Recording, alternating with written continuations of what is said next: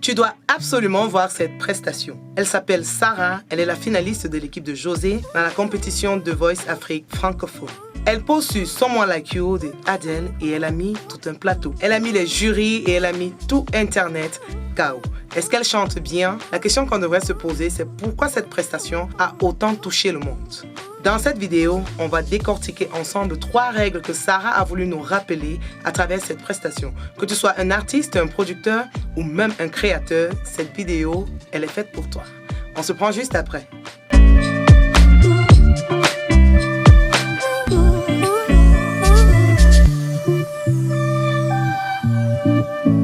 Pour ceux qui ne me connaissent pas, je suis Flo, je suis une monteuse audiovisuelle et je crée du contenu pour musiciens. Quand je ne suis pas ici, je suis sur Facebook, sur TikTok, sur Instagram, à proposer des réels toujours dans l'optique d'aider les musiciens à mieux cheminer dans l'industrie musicale. Alors, Sarah arrive sur la scène de The Voice Afrique francophone. Zéro bruit, zéro histoire, juste elle, un micro et un des morceaux les plus difficiles de la pop, Someone Like You d'Adele. C'est un morceau piège parce que tout le monde connaît Adele et toute personne qui l'interprète a tendance à vouloir copier Adele. Sarah a exactement fait l'inverse et c'est ça qui a tout changé.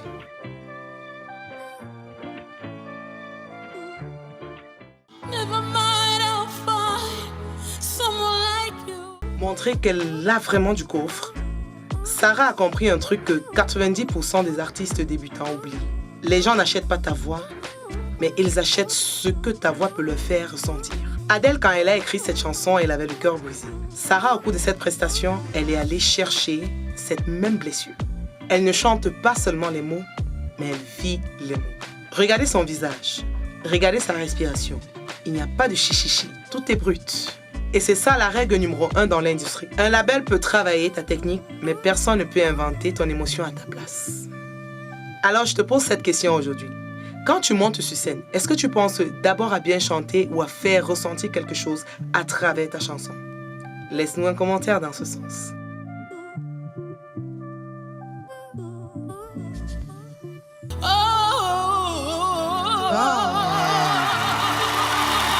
Il y a 2 catégories d'artistes lorsqu'on reprend un tube. La première catégorie, c'est ces artistes qui veulent montrer qu'il peut faire plus que l'original. Il reprend le morceau et il fait briller. La deuxième catégorie, c'est cet artiste qui sert le morceau. Et Sarah est à 100% dans cette deuxième catégorie. Elle n'a pas dénaturé Someone Like You. Elle a habillé avec sa couleur, son accent, sa sensibilité africaine, mais elle a gardé l'âme du morceau. Et c'est ça que cherchent les labels. Ils ne veulent pas d'un ego sur pattes. Ils veulent d'un artiste qui comprend que la chanson est plus grande que lui. José l'a dit dans sa réaction, « Tu nous as respectés ». Le public s'est levé parce qu'il s'est senti aussi respecté. Dans le business de la musique, on appelle ça de la musicalité. Et c'est là où se trouve la différence entre un chanteur et un artiste. Retiens ça. Avant de vouloir marquer les esprits, assure-toi de d'abord servir la musique.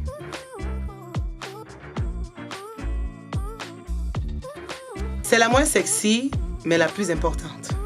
On voit 3 minutes de magie, mais derrière, il y a des semaines de répétition. C'est la preuve que qui s'organise bien obtient toujours de meilleurs résultats. Tu crois que Sarah est arrivée à chanter juste comme ça? Non. Il y a eu le travail avec le coach, la gestion du stress, la respiration. Dans l'industrie musicale, 80% c'est le travail invisible et 20% c'est la lumière.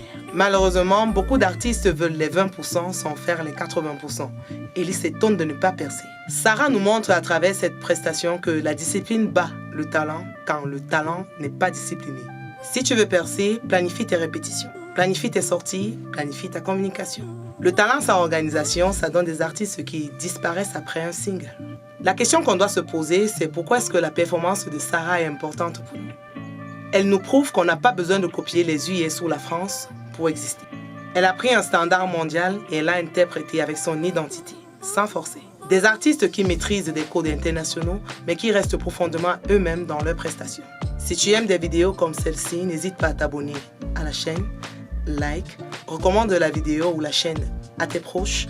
Laisse-nous des commentaires s'il y a des sujets sur lesquels tu aimerais qu'on s'attarde concernant la musique. N'hésite pas à activer la cloche de notification pour ne rien rater de nos prochaines vidéos. Et on se dit à très bientôt pour de nouvelles vidéos.